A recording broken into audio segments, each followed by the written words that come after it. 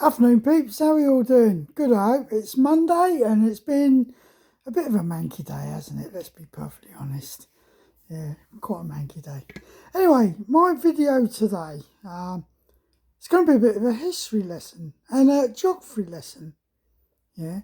What it's come about from is I've had someone ask me today, and I've known this lad for quite a while now in the village. He was our postmaster. And I just met up with him, loitering outside the post office, would you believe? But he doesn't work there anymore.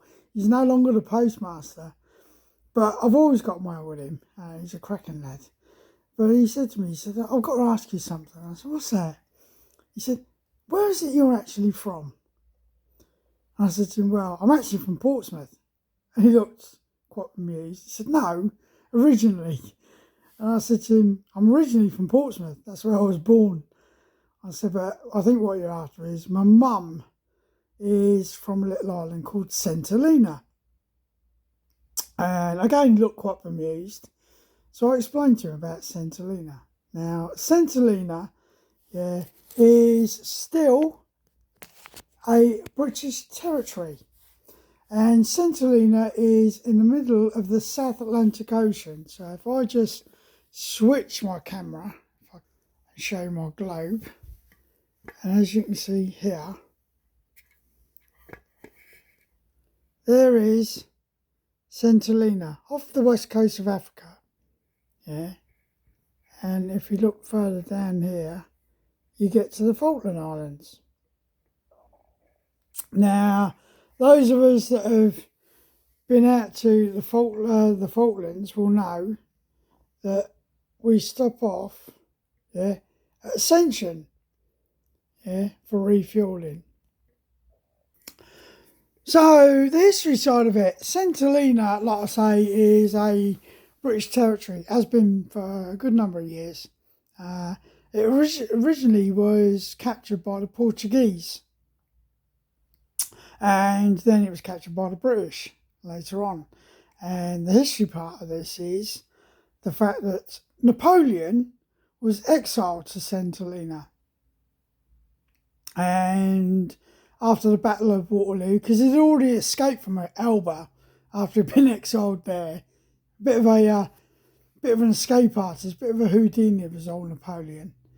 But he escaped from Elba, and then after the Battle of Waterloo, they decided that they'd have to put him somewhere where he wasn't going to escape to. Well, St. Helena is one of the most remote places on the planet. Yeah. Now, prior to them building an airport on St. Helena, the only way to get there was a boat ride from Southampton on the Royal Mail ship St. Helena. Yeah, so all the mail that was going down to St. Helena that come through the UK used to go down there. And you could get a boat ride down there. It took you about 2 weeks, I think it was, to actually finally get to St. Helena. And the problem also was, when you got to St. Helena, there's no port. Yeah, the ships used to have to dock off St. Helena itself, and you'd then get transported on a little barge to the landing stage at St. Helena. Now, the problem with that was the only way to get up there was up a rope ladder.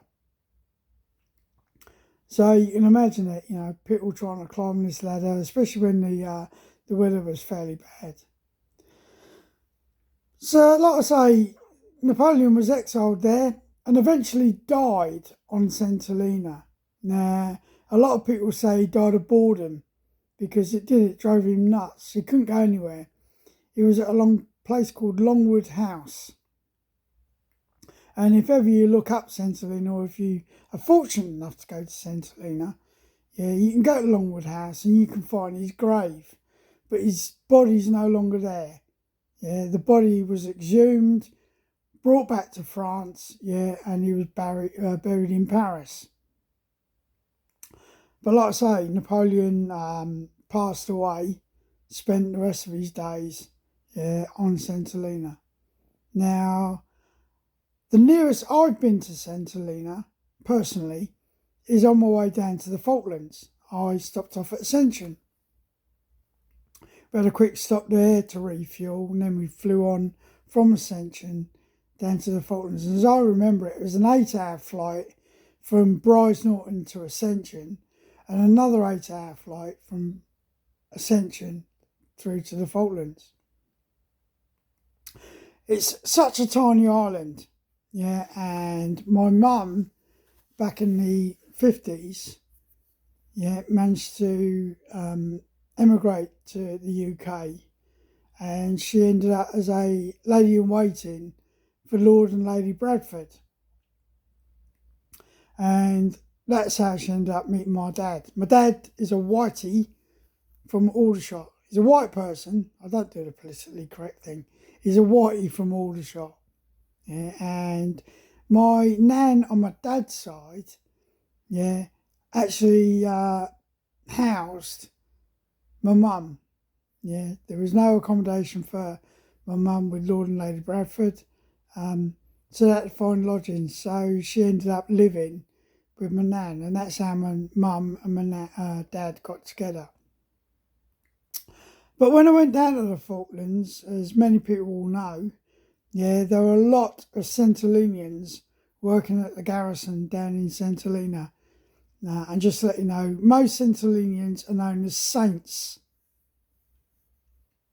And I pulled up there, yeah, I was at Mount Pleasant Airport, and while I was there was a woman who used to come in and clean my office, yeah, in MPA. And I obviously realised she was a saint, and we used to get on, you know. But one day she actually turned around and said to me, "Are you anything to do with St Helena?" And I said to her, "Yeah." I said, "My mum." I said, "Natural fact, I'm trying to find my Uncle Hensel.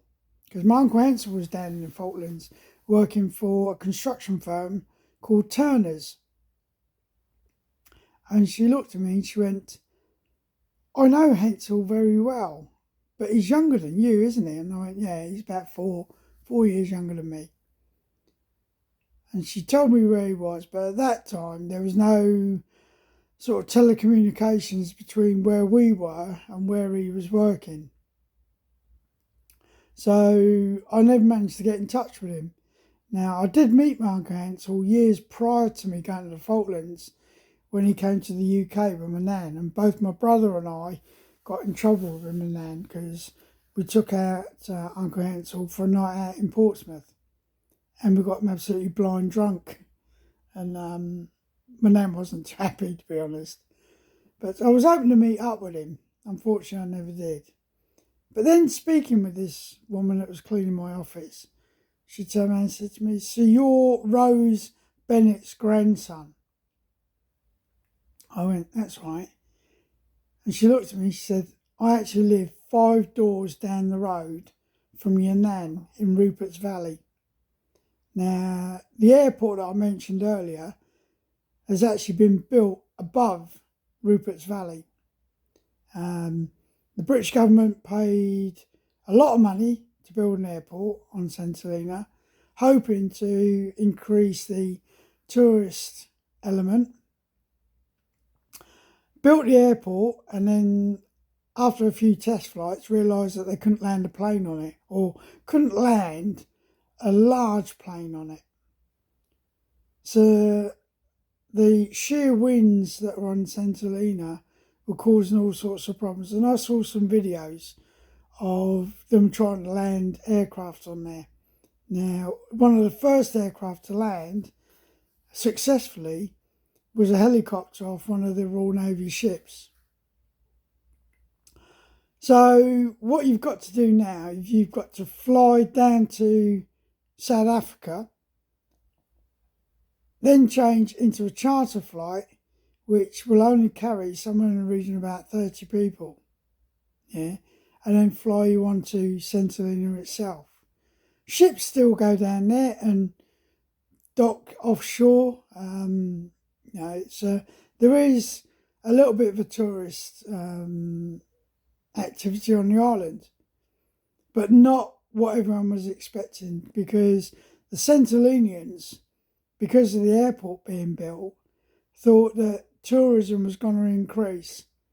So they started building bigger B&Bs, hotels, and so on. Now, there's not a lot to do on St Helena, to be honest. There's a golf course. There's lots of walks. There's obviously Napoleon's house, Longwood House, and the graves. There's also a thing called Jacob's Ladder. And Jacob's Ladder comes down from a very steep mountainside down into the capital of St Helena, Jamestown. So, like I say, it's still a British overseas territory and very similar to the Falkland Islands.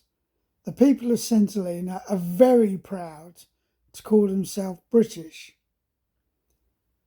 Now, I mean, they're so proud, they're actually probably more British than most of the British people in this country. Because even now, when the national anthem is played, they all get up and stand to attention. And I remember being told that the cinema in St Helena, when you went there, at the beginning of the film and at the end of the film, the national anthem was played and everyone in the cinema would stand up and pay their respects. So that's what I mean. They're probably more British than the British people, because a lot of British people nowadays can't be bothered. So I never got to meet Hensel, but what I did do is I left him a note and I asked him, if possible, to get my electricians from MPA into Turner's Bar, which was the bar to go to when I was down in the Falklands back in the early 90s.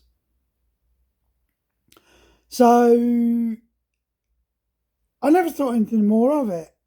And it wasn't until much later, the sergeant that took over from me in the Falklands, I met him on an exercise in Germany. And we were just talking about the Falklands and the lads that were down there. And I said to him about, did the electrical section manage to get into Turner's Bar?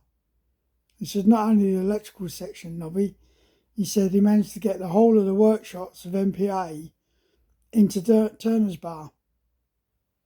So my Uncle Hensel, obviously had seen the note and did what I asked him to do, which was great, fantastic. I've not managed to catch up with Uncle Hensel at all. Every time I write to him, I don't get any reply or anything, so whether he's receiving the letters or not, I don't know. But like I say, everyone asks me where I come from, and where I come from, because I'm an Englishman, and I was born in Portsmouth. But where my heritage comes from is St Helena. And I'm proud to say that I've got something to do with St Helena. There are other things. I've been told that one of my ancestors was actually on guard outside the Longwood House when Napoleon died. My granddad, he actually owned the cannon factory, the tuna cannon factory down in Rupert's Valley. And my nan, who died, oh Christ, I can't remember how many years ago, but she died in her 90s, and she was the second oldest resident on St Helena at the time when she passed away. The oldest resident is a tortoise, a giant tortoise that sits outside the government house on St Helena, and George, I believe now, is over 150 odd years old. But one of the things I do want to do before I shuffle off this mortal coil is get myself down to St Helena. I must do it, out of respect for my mum. My mum passed away the month before, in fact 2 months before, Lisa and I got married 20 years ago. But I need to get myself down to St Helena. So there's a bit of a history lesson.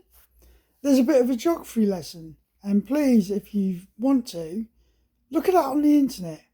Definitely have a look at Jacob's Ladder. There's stories I've been told from my mum about what kids used to do about sliding down Jacob's Ladder when they were kids. It's quite frightening when you see the pictures of it. So, like I say, there's a history lesson, there's a geography lesson. If you're new to the channel, please consider subscribing. Not telling you what to do, we don't do that here. Same as my mate Keith, Let's Tab 59, he says exactly the same thing. Consider it. You might want to listen to us old farts going on about things, it's up to you. But if you do subscribe to my channel, please drop me a little message. Yeah, let me know you subscribed. Yeah, drop me a message. Yeah, and I'll guarantee you'll get a reply, because that's only courtesy, isn't it? Something that's sadly lacking in today's society. So, all the best to you all. Take care of yourselves. Stay safe. And as my mate Keith and I always say, let's tab.